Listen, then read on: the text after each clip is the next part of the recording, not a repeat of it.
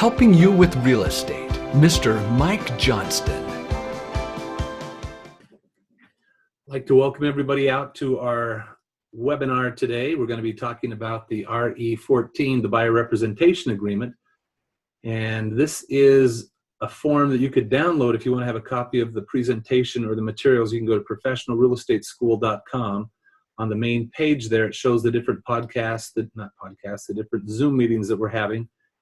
And it shows the ones we had last week with links to information there, as well as the handout for today's class dealing with the RE14, the Buyer Representation Agreement, exclusive right to represent.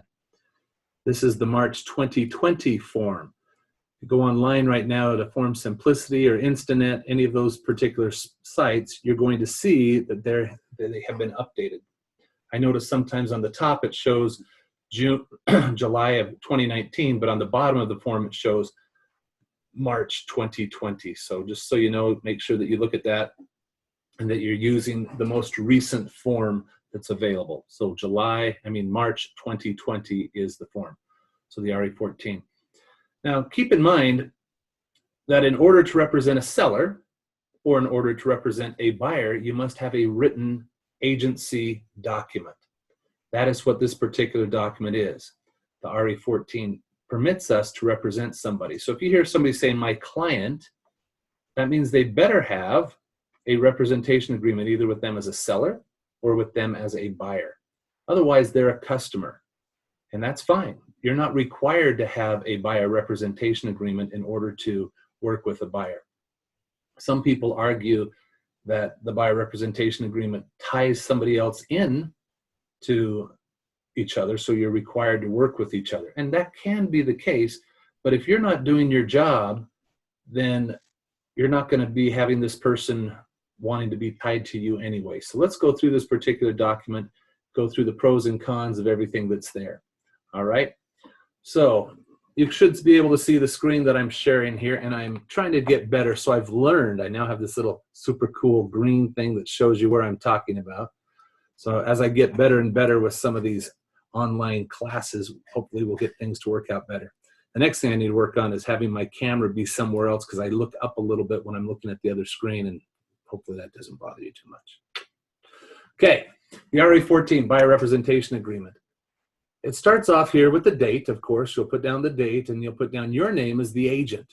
Now, you're acting for the broker. A lot of times in here, it talks about the broker, and he or she has certain obligations and responsibilities.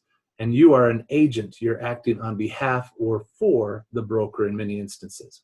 Okay? So this contract technically is something that you are obligating me to do certain things for these particular people. So I rely heavily upon you to make sure that you're doing the things that you need to be doing to assist this person or these people. Okay? So let's read that. The buyer, they retain, here you typically would put down Michael James Johnston, broker of Keller Williams Realty East, Idaho, as exclusive buyer broker, hereinafter referred to as broker, where the buyer is represented by one broker only for the time herein set forth and for the express purpose of representing the buyer in the purchase, lease, or optioning of real property referenced below. So this contract is going to specify and narrow down the parameters of what we are going to be doing for this person. There's obligations, requirements, and things that we're supposed to do for them, and certain things that they're supposed to do for us. Further, buyer agrees and warrants and acknowledges that buyer has not and shall not enter into any buyer representation agreement with another broker in the state of Idaho as broker for the buyer during the effective term of this agreement, unless otherwise agreed to in writing by the buyer and above listed broker. So right here, it talks about when you sign or sit down and talk with the buyer and you have them fill out this contract, always make sure that they're not working with somebody else. Even though the contract says that they're affirming or stating that they haven't, always ask. So when you talk to somebody on the phone, are you working with another agent? Many times they'll say no, even if they have been. So you might need to ask them as well, have you filled out a contract? Have you filled out any paperwork with them? If so, they need to be able to honor that. And we don't want to be stepping on toes of somebody else. If somebody else has a buyer representation agreement, then they should be able to continue to work with that person. If they have questions or things about it, have them talk to that agent or that agent's broker to know more details about the situation, what it is that they've signed. We have to be careful. The Real Estate Commission does not like it when we, as licensees, interfere with an existing contract, and they have disciplined people and fined them thousands of dollars for interfering with the contract. What does interfering with the contract mean? If you get involved and someone else has a contract, a buyer representation agreement, let's say, for this example, and you coach them or encourage them to get out of it, and you tell them the things that they need to do, that can be considered interfering with the contract. They need to talk with the people that are representing them, the agent, as well as his or her broker. That way they can talk about it and to try to remedy the situation. So please make sure that you're not interfering with the contract and that you're not giving counsel to someone in that regard. Continuing on. Buyer agrees to indemnify and hold the above-listed broker harmless from any claim brought by any other broker or real estate salesperson for compensation claimed or owed during the effective term of this agreement. By appointing broker as buyer's exclusive agent, buyer agrees to conduct all negotiations for property through the broker and to refer to broker all inquiries received in any form from real estate brokers, salespersons, prospective sellers, or any other source during the time this buyer representation agreement is in effect. I'd remind, and I'd actually read that paragraph to the buyers. Why? Because it talks about everything that you're doing. You've hired me to do certain things. If you don't take advantage of those services, you're still paying for me, so to speak. So let's make sure that you're getting the best bang for your buck and you're utilizing me, the agent, to negotiate on your behalf. That can be when they go talk with a builder, a for sale by owner, a property that's not listed, a for sale by owner, those type of things. Or if somebody calls them up from an open house that they've attended, let them know that they're being represented by you. Have that conversation with these buyers so they understand that. That's paragraph 1. Then it says, buyer desires to purchase, lease, or option the real estate described below. Here's where we narrow down our scope as to what it is that we're going to be doing or what it is that they want us to do.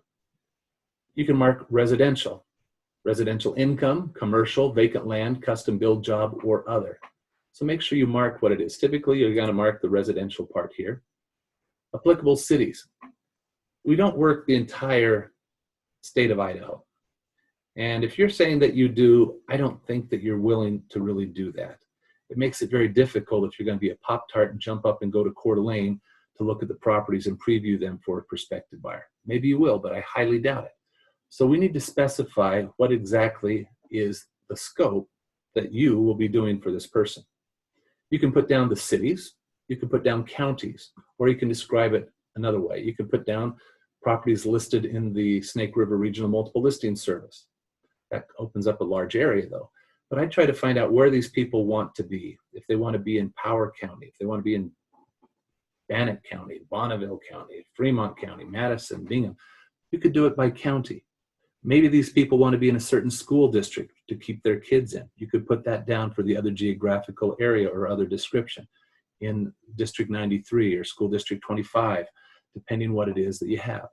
Some people might say they want to be in a certain area because of their church affiliation. Well, that's kind of a tough thing to do, but you can do your best by having a geographic area that they're trying to specify. So put those things down. It could be number of bedrooms and baths, but sometimes those things change. Okay? So fill out that particular area here. The next area we go into is the terms of the agreement. The buyer representation agreement is enforced from, and it puts down the date that you start, and will expire at 11:59, a moment before midnight on such and such a date. That's the time frame that we put down. Now, when you're dealing with the buyer, and just like with the listing, if there's so many days that it takes to get into a property or homes are selling for a certain time frame, don't shortchange yourself. I'd rather you go a little bit longer on the time frame that you have the contract with these buyers and a responsibility with them versus just doing it for 1 month or 2 months thinking that you can relist them or re-sign them or extend it. So I'd probably put down 4 months. If these people are not as motivated to get in something, you might put something down a little bit longer. So hopefully you've had some time with these people before you even sign up a buyer representation agreement to know what it is that they're looking for, how reasonable they are, and if it's really somebody that you want to be working with. I kind of consider the time frame as a courting period, that you can go out, maybe look at a couple homes on the first time and just learn a little bit more about them, and they can learn about you, so you can determine whether or not you want to be representing these people. Because there is a commitment. Once you say that you are going to represent them and you sign a contract and they sign the contract, it's official. Both parties have to agree to terminate. It's not a one-sided transaction. They can't just cancel and you can't just cancel. So if you're not wanting to work with these people, you can't just say, I fire you, or they say, I fire you. It has to be a mutually agreed upon termination. So don't get into a situation where you have this contract, whether you work for free or for not, and have something signed. So you might take a few moments at the beginning and determine whether or not you really want to work with them before you sign a buyer representation agreement. Number 3, broker representations and services. The broker and broker's agent representing a buyer are agents for the buyer, of the buyer. Broker will use reasonable efforts as the buyer's agent to locate property as described in Section 1 hereof, and the information available in the multiple listings service, and from other sources for unlisted property that the broker may be aware of when applicable as set forth in Section 1. So that's why it's very important to determine the scope, what it is that you're going to be doing for them. You'll utilize what you have. You might be able to look in the newspaper, you're driving around, you see something that's out there. They want to look for for sale by owner properties or not, unlisted properties, or is it just going to be the scope that you have? It's just going to be things that are on the multiple listing service or that you personally are aware of. The broker's duty to locate property for the buyer is limited to the properties that the broker is aware of and does not include a duty to discover every unlisted property that may be privately advertised. Broker shall make submissions to the buyer describing and identifying properties that substantially meet the criteria set forth in Section 1 for consideration of the buyer, and the broker agrees to negotiate acceptance of any offer to purchase or lease such property. So are you required to go out and knock doors? Well, if they're looking for something, you might take on that responsibility if you wanted to go find a property. However, keep in mind, when we talk about compensation for that, make sure you have something written down for compensation, because if you're going to be doing certain things that you may not be compensated from the seller for, the buyer would be obligated to compensate you for the work that you've done. So we need to talk about that when we get to compensation. Transaction-related service disclaimer. Paragraph 4 talks, similar as on the listing, about you can make recommendations, who they could use for insurance, who they can use for a title person or a title company, a home inspector, lender, all these different things. But that's what it is. We're not forcing them to go through with it, with that particular person. It's just that you've had good experience. Many people are concerned saying, well, if I only know one good lender or only one good home inspector, do I have to recommend 3? Well, the National Association of Realtors and others talk about recommending more than one. But if you only have 2 that you really like, then recommend those 2. If you only have 1, then you could say, I know there's others out there, but here's one that I've used. So just be very careful that you're not steering them, and steering not in the sense of fair housing violations, but putting them to utilize one specific entity. But if you've had great relationships and good things with that person, you can mention that to them, but let them know that they have other options as well. Paragraph 5. Here's one thing that not everybody understands, and not even the lenders understand a whole lot: the financial information. Buyer agrees to provide broker and or broker's agent with certain pertinent financial information necessary to prove ability to purchase desired property. If you're working with an investor and this investor is not going to share any financial information with you, you may not want to represent this particular investor. Why? Your reputation and your things that you're saying and doing are very important. If you tell the other side, the seller and the seller's agent, that you've reviewed these things, you found out that they're firm, everything's great, then you need to make sure that you've done that. If these people that you're working with have not shared certain financial information or have not given permission from the lender to talk to you to get that information and know for sure what's going on, you're not going to be able to represent this person or present the right picture to the other side.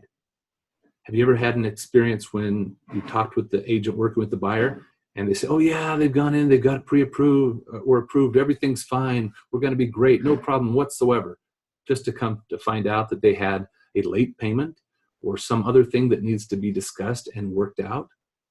Well, the lender should be able to see those things, and you should be able to get certain information if you're working with them as a buyer and as a buyer's agent. And show this to the buyers, to the lender, that you have permission to talk to them. Make sure that the buyer understands that. If they don't want you to be aware of certain things or keep things confidential or quiet, then maybe it's not the best thing to be able to represent these people. Just certain things to consider. Paragraph 6, other buyers, other potential buyers. Buyer understands that other potential buyers may consider, make offers on, or purchase through the broker the same or similar properties as the buyer is seeking to acquire. Buyer consents to the broker's representation of such other potential buyers before, during, and after the expiration of this agreement, and further releases broker of any conflicting agency duties. Back in the early days of buyer representation, back in 1994, I was one of the few people in the state of Idaho that had the accredited buyer's representative designation. And at the first, I was representing buyers, and I really enjoyed it. But I ended up learning that I couldn't only do certain things. So if I was showing a home to a buyer, and I had another buyer that also was looking at it, it was very difficult for me to be able to claim that I was representing their best interests, because one person wanted to make an offer on the property and somebody else did on the same property. And I had a hard time with that back then. So I actually referred the second buyer to another agent from another office to actually work with them so they could be represented. We've since worked things out with limited and disclosed, dealing with agency, but at that point in time, it was very difficult to be able to do everything. Limits of confidentiality of offers, paragraph 7. Now remember, on the bottom of all these pages, you'll initial and have everybody initial that, and then put the the buyer's names on the top of the next page. Limits of confidentiality of offers. Buyer understands that an offer submitted to a seller and the terms thereof may not be held confidential by such seller or seller's representative unless such confidentiality is otherwise agreed to by the parties.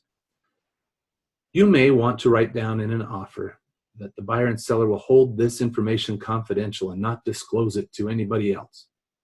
Sounds pretty good in theory, doesn't it? But have they signed that contract? Have they agreed to it? No, you just wrote that down in paragraph 4 of the purchase and sell agreement. Are there any penalties if they were to disclose this and the information about your offer? No, you didn't put anything down. So what is it that's going to stop them from saying, oh, we got an offer for X number of dollars that's supposed to close in so many days. If you can beat it, do it real quick because I'm presenting this offer soon. Some agents feel that they're representing their seller the best way by saying that and disclosing certain information.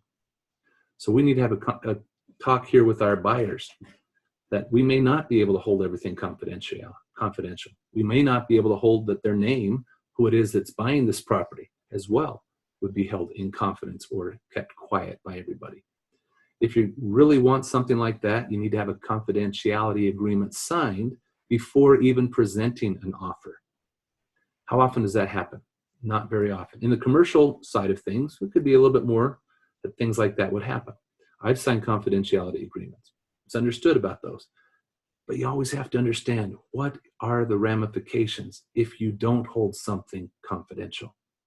Many of the contracts that people print off of the internet just say, oh, I'm going to keep it quiet. But it doesn't have any teeth or protection. So be very careful with that. So we don't know what they're going to do. Your information might be shared. Now, I get calls from many of you as agents that say, I told them not to do this. They shared my information with the other side. Now they're not even countering me. They're countering somebody else. You never know what's going to happen. You might even actually say that you have an offer and that you would like to present the offer to the sellers. You have that opportunity. And if that's the case and they accept that, then they have the opportunity, the other agent, to present a counter back to your buyers. So that's an option there. Does this happen very often? Nowadays it doesn't, but it used to happen all the time. When people had an offer, they presented that offer to the sellers. And that way they could get better feedback for their buyers. They could answer any questions that they had. So you might, if you wanted to, you could ask the other agent about presenting your offer. That way you keep it confidential until you present it to them. Make sure you have more than one copy if you're going to do it face-to-face. In today's environment, maybe you'll just present it over Zoom and show it up on the screen. Who knows? Paragraph 8, dealing with the limited dual and assigned agency, and the people are able to initial one or the other. Now, when we're dealing with agency, it's always best to explain everything that you can to them. The blue brochure needs to be signed that you've given to them earlier on. But prior to this, you have this information, you can talk about it. Now remember, if you're going to have assigned agency, that means that you're going to have the opportunity to be working with it's going to be a listing from your same brokerage. And looking here online, I believe everybody I'm seeing is from our office, so I can talk about it that way. So if that's the case, if someone in our office, let's say Sherry Perry has it listed. If she has it listed, and let's say that John, you've got the buyers. So, or you're not working together, you're not on a team or something along those lines. Let's say that you're totally separate. But let's say that you were on a team together and you have the same transaction coordinator, someone that gets the documents. Then you couldn't have the assigned agency because it's very difficult to keep everything confidential if someone's gathering the documents, etc. So it'd be limited dual agency without assigned agents. But if you were able to keep everything totally separate, two different teams, or never having contact that way, and not even the transaction coordinator, you could have assigned agents, meaning one represents the buyer 100%, another person represents the seller 100%, and me as the broker, I would be the limited dual. So it takes three different people, three different ones to do that. If I was a competing broker, it makes it very difficult if I'm working with a buyer and I'm a competing broker to have the assigned agents. So that's why our office is one of the few that really permits assigned agency, because we have a non-competing broker. That's me. That's not out there listing and selling and competing with the agents. Now that limits me on what I can do. I have to be able to understand and help out on both sides and not share confidential information from one party to the other. Now, when you have assigned agents, you are able to advocate 100% on their behalf, negotiate on their behalf, help them get the best deal possible on their behalf. If you don't have the assigned agency, assigned agents, and it's limited dual, you're not able to help them negotiate. You're not able to put one party over the other, even though you don't even know the seller very well, possibly. You just have to be very cautious. So it's important how you mark the contracts and to make sure that you act accordingly. Now, when you're marking the contracts in the purchase and sell agreement, you can't have one be B and one be C. It's either B and B or C and C. Now, A and D are different because you can have an A and a D, or both be A or both be D. So that's different on that part. And that's a whole different discussion that we can have when we're dealing with the purchase and sell agreement. So have them initial one of those two documents. Now, if you're sending this out for electronic signature, some of them default that have initials on the limited dual and initials on the single agency. And then if they just click through there and they do that, they're initialing both spots, which is wrong, and you're going to have that be corrected. So please keep that in mind, that if you do not make those changes before you send stuff out, that you might be having things be done wrong. So please make sure that you take a look at that before that is done. So you can't mark both. All right, moving down here to non-discrimination. The parties agree not to discriminate against any prospective seller or lessor because of race, religion, creed, color, sex, marital status, national origin, familial or handicap status of such person. Separability clause. This is the clause that talks about in case one of these paragraphs is deemed by a judge or is not enforceable or is not valid, that paragraph will be removed and the others would stay there and still be able to be enforced. So it's severed or cut off or removed from the contract. Singular and plural, it includes the other. If it says I and it should say we, or it says we and it should say I, we're saying that those things can be interchangeable. Paragraph 12, default and attorney's fees. In the event of a default by the buyer under this agreement, broker shall be entitled to the fee that the broker would have received had no default occurred, in addition to other available legal remedies. In the event of any suit or other proceeding arising out of this agreement, the prevailing party shall be entitled to its reasonable attorney's fees and all costs incurred relative to such suit or proceeding, including fees and costs upon appeal. Venue of any action arising out of this agreement shall be in the court of the county in which the broker's office is located. So ours would be typically done in Bonneville County. It could be also in Bannock County. It would be understood that we could have it be back and forth, but this says that it would be in Bonneville County. Earnest money dispute or interpolator.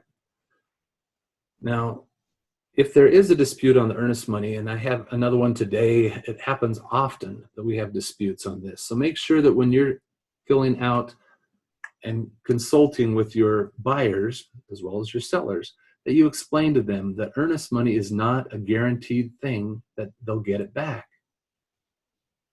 And you're saying, what? If they don't get it, there's certain terms and conditions. Yes, the contracts may say that they should get it back or will get it back or whatever, but until the signatures are signed by all parties to the transaction, whoever's holding that earnest money typically will not release it. So if the title company is holding it, they want written instructions, like on the RE20, that instructs the holder of the earnest money, ABC Title Company, to release it to so-and-so or so-and-so. And that's in writing. Their attorneys have reviewed the RE20 and feel that that form is sufficient for instructions for a termination. Brokers in the past would use that same form to get permission to release the earnest money out of their trust accounts. The law does state that a broker or holder of the earnest money may, at their discretion, use the forms and rely upon them before making a decision, but it would subject them to civil liability. What does that mean? It means that they could get sued. So if I'm holding $1,000 earnest money and I'm told by one party not to release it or they're going to sue me, why would I release it if the party's going to sue me? So that's why most of the time you should be very cautious on what you say. Even though the contract says something and people will argue with me back and forth, it's still best to get every party to the transaction to come up with the resolve and agree to something that would happen. Now let's talk about that. If the parties can't come to an agreement, what are their options? One, they could give it to the other party. That's not going to happen. Or they could file what's called an interpolator. Now on here, paragraph 13 says that. Now, I'm going to read this paragraph, and some of it we already talked about, but then I'll explain what an interpolator is. Notwithstanding any termination or breach of this agreement, buyer and seller agree that in the event of any controversy regarding the earnest money and things of value held by the broker or closing agency, broker may reasonably rely on the terms of this agreement or other written documents signed by both parties to determine how to disperse the disputed money. However, broker or closing agency shall not be required to take any action, but may await any proceeding or at broker or closing agency's option and sole discretion may interplead all parties and deposit any money or things of value into a court of competent jurisdiction, and shall recover all costs which were incurred as a result of the dispute, including but not limited to reasonable attorney's fees. If either party's broker incurs attorney's fees as a result of any earnest money dispute, whether or not formal legal action is taken, said broker is entitled to recover actual fees incurred from either buyer or seller. All right, so what does that mean? In Idaho, which is different from other states it might cost a little bit less or different. But in Idaho, if I were to file an interpolator with the court, it would cost a little bit of money to have all the parties served. What is an interpolator? Well, the court would say, who has an interest in this transaction? Well, the buyer, the seller, the agents involved, all those different people would have some knowledge that could be shared, and the court wants to know that knowledge and take that information from them before making a decision as to whom they feel should receive the earnest money. So here's where I pull out my little fingers. If we have a buyer, typically we'll have two buyers, so husband and wife, let's say, and they have an agent that they're working with, 3 people so far, and a broker, that's 4. Now the other side, we might have a seller, possibly 2 sellers, and an agent that has it listed, and possibly the broker. So there's a possibility here that we have 4 different people involved.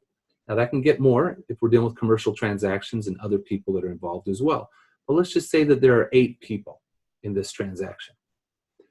Well, the court is going to want to get the opinion from all 8 of those people. They want them to send supporting documents, copies of the contracts, any correspondence that they had, things that they were told, let's say that they were denied financing, all these different little things to help them determine whether or not they should be the ones to receive, or who should be the ones to receive the earnest money.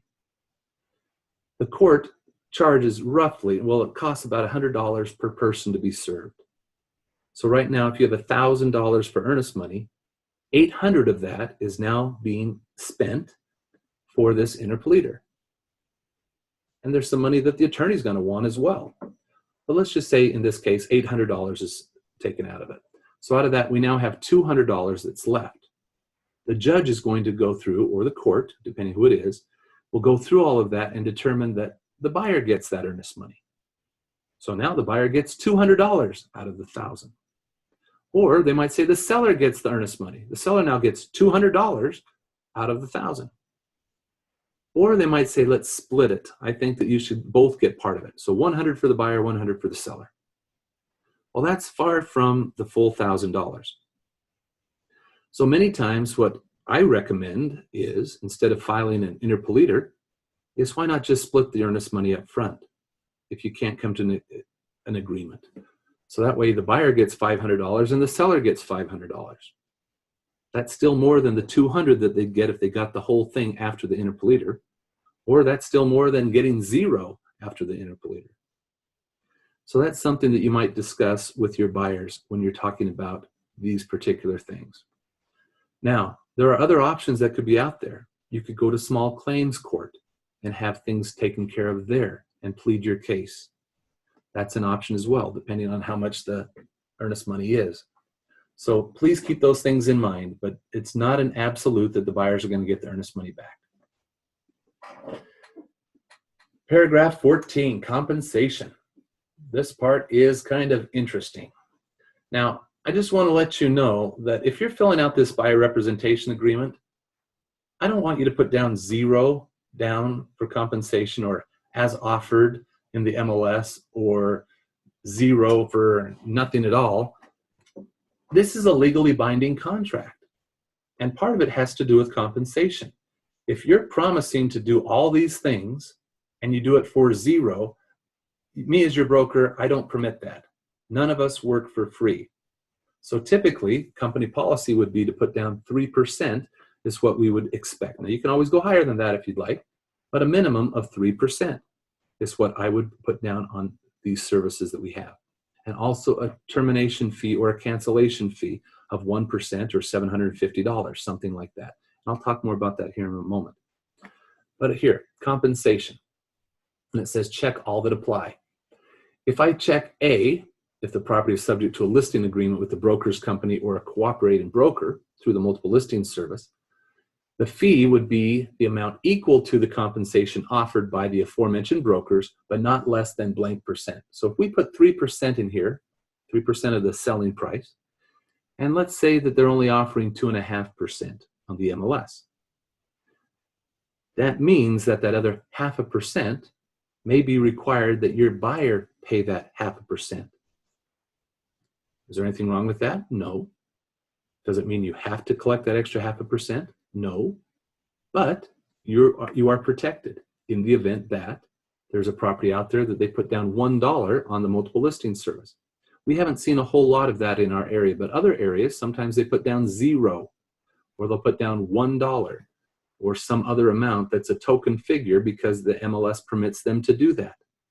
Many MLSs, not many, some MLSs do not permit a $0 amount or a small amount that's on there. So just be cautious on what's put there and what you see there, because you're still obligated to show all the properties that meet the criteria of your buyer, and you would be compensated based upon what's shown in this particular box. So please put down minimum of 3% here for you, that you can have that down, and it doesn't necessarily mean that you need to or that you're agreeing to that participation part. Okay, second part. All right. So it says buyer agrees to pay to the broker any difference between the amount received from the aforementioned brokers and the stated minimum. B, if the property is not subject to a listing agreement. So it's a for sale by owner or a custom build job. The buyer agrees that the broker will be paid a fee of not less than blank percent. Back in the day, kind of dating myself, when we did a custom build job with a builder, we received, let's say, the full 6%. Sometimes some builders will still do that. So that's something to be talked about on compensation. But now, many times we would just put down 3% here is what would be expected to receive or that we would want to receive. But you could always put something down larger on here as well. It could also be a flat dollar figure that's on here.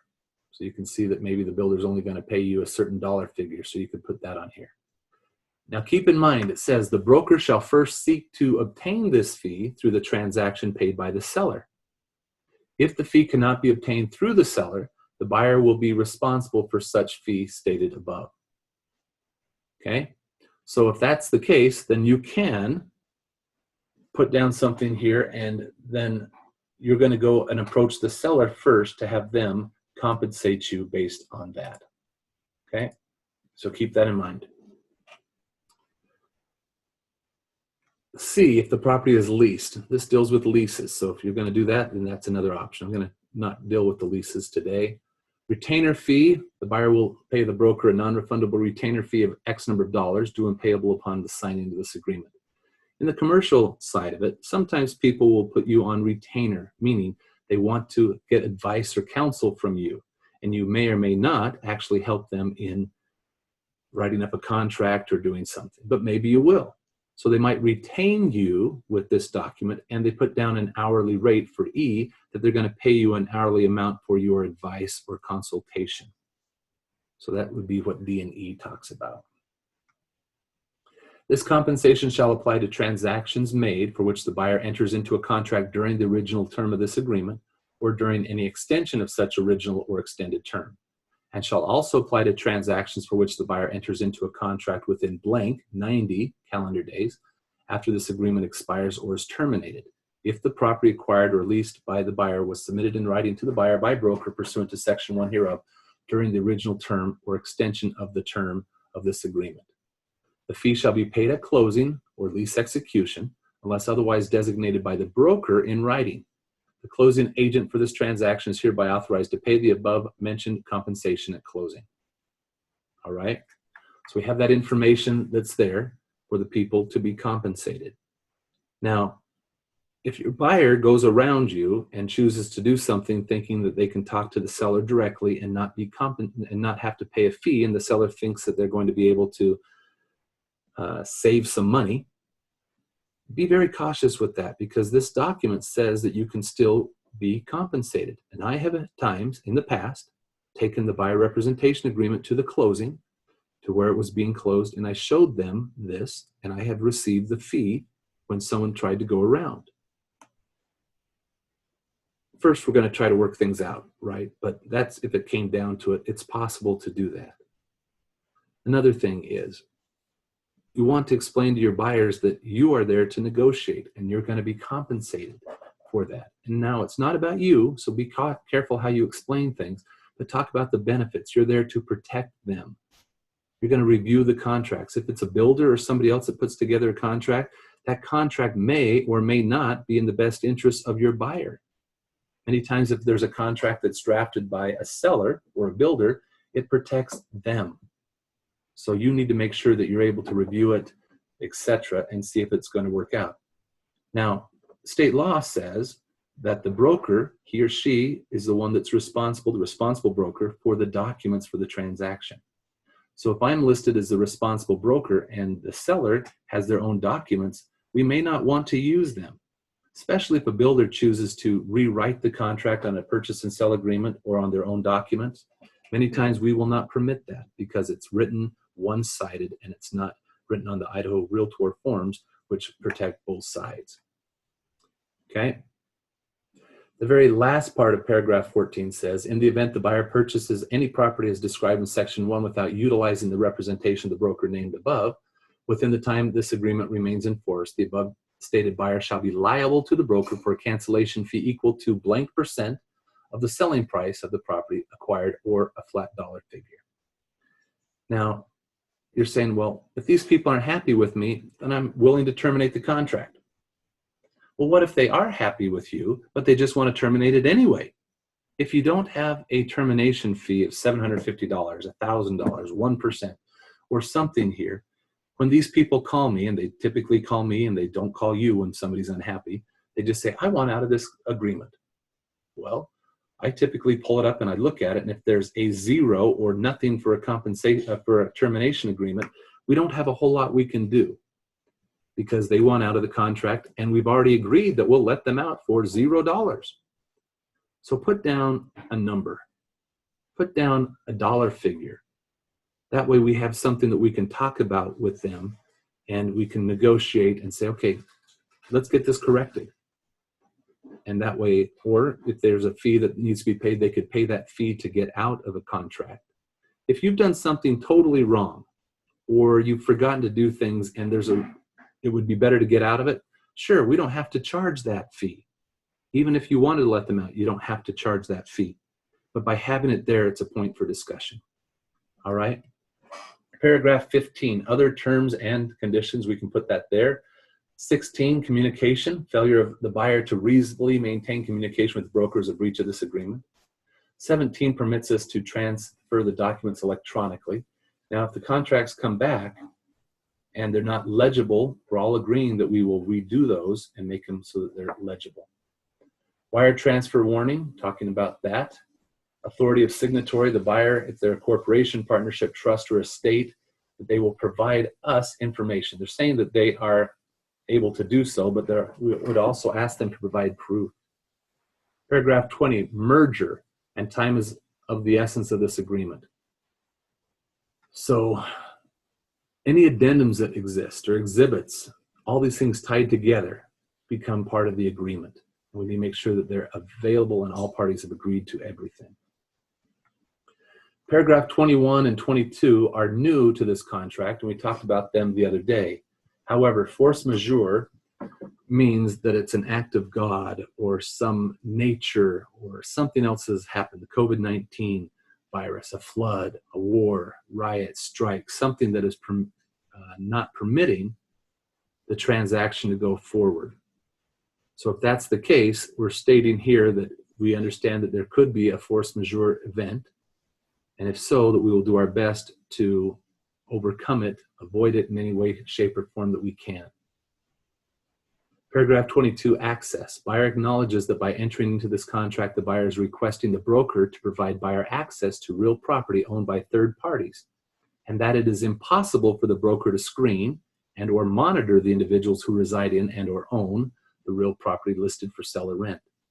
Therefore, the buyer shall hold the broker harmless from all liability resulting from accessing real property, including but not limited to liability arising from exposure to disease-causing organisms and objects such as viruses and bacteria.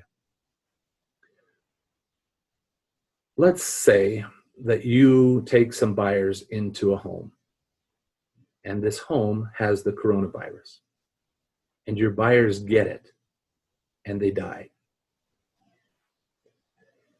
I think that would be a very sad thing to have happen.